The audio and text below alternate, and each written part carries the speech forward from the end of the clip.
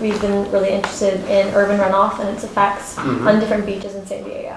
Okay. So one of the things we were thinking about doing was doing our own water testing for different beaches in San Diego and trying to find connections between the pollutants we find in the water and the areas around them. And so here's the water. You guys familiar with what a watershed is, right? So this is the Pueblo watershed, this black line here, right? And what we did is we took, we figured out what the drainage areas are. So like this yellow land area, you know, if rain were to fall on that, all the water would kind of flow down to this yellow point here, right? Okay. All the water that flows into this purple area here, it'll eventually make it to this yellow point. Either it'll just run straight there or it'll run into this river and go down there, right? So when it rains, you can see, and then so Pueblo, whole Pueblo, all the water that falls into here, it's eventually going to go somewhere along this coastline. Here, well, there's probably a pipe here, probably a pipe here, and probably a pipe here.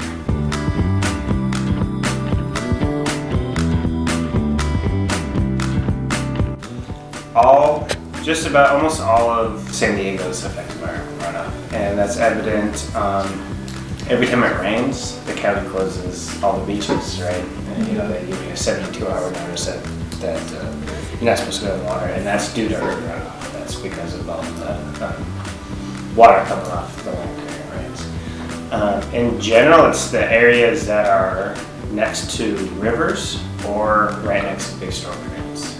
And then you have down in the winter, you have down in Imperial Beach, which is affected by the Tijuana River, which is a whole different form of urban runoff.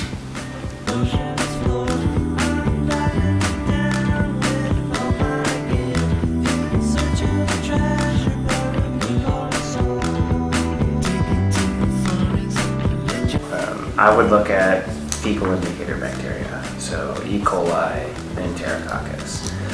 The reason why I would do that is because those have direct human health impacts to them, and they are correlated with urban runoff.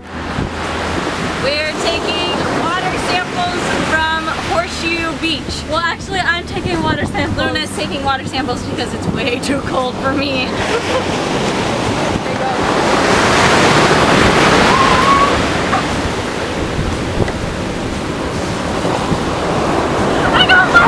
Water sample number 1.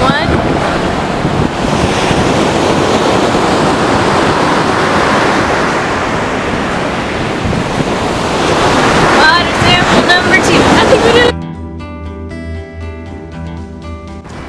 Alright, so now we are going to take these lovely water samples to Coastkeeper to see how much E. coli and Enterococcus are in the ocean.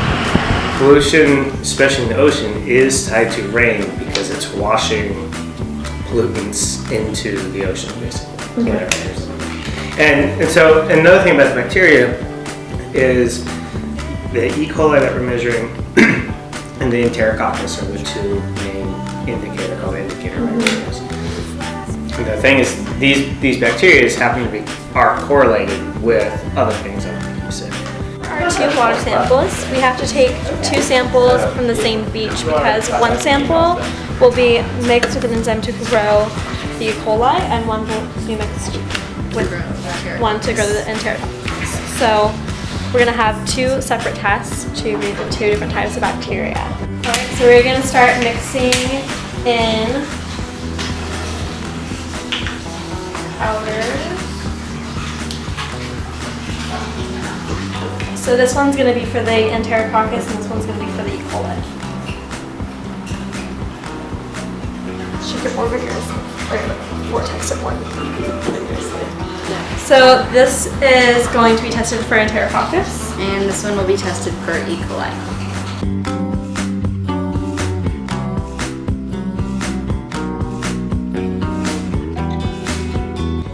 Our nutrient problems really come from kind of 2 areas. They come from agriculture.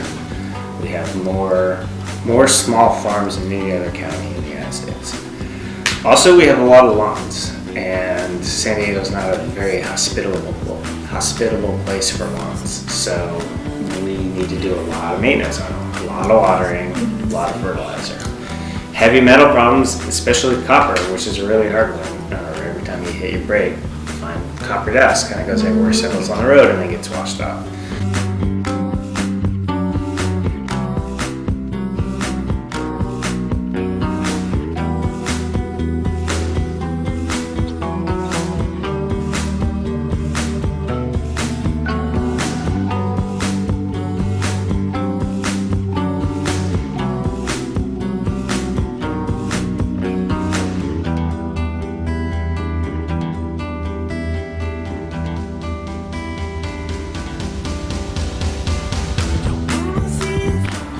So as you can see, now our test is sealed and it's ready to be put into the incubator. So we are putting the Enterococcus test in at 41 degrees Celsius to incubate for 24 hours.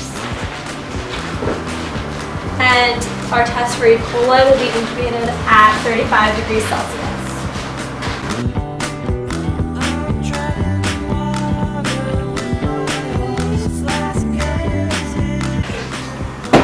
So this is the Enterococcus test from Scripps Beach in La Jolla. And then this is the E. coli test from Scripps Beach in La Jolla. We were using this beach as our control group because it's supposed to be disconnected from any urban runoff source such as a river or a storm drain. So this is a UV light and we are going to shine it onto the test for Enterococcus, and we are going to count however many of these wells glow bright blue, and hopefully we won't have many, if any, that glow green. So we have 27 large wells and 3 little wells.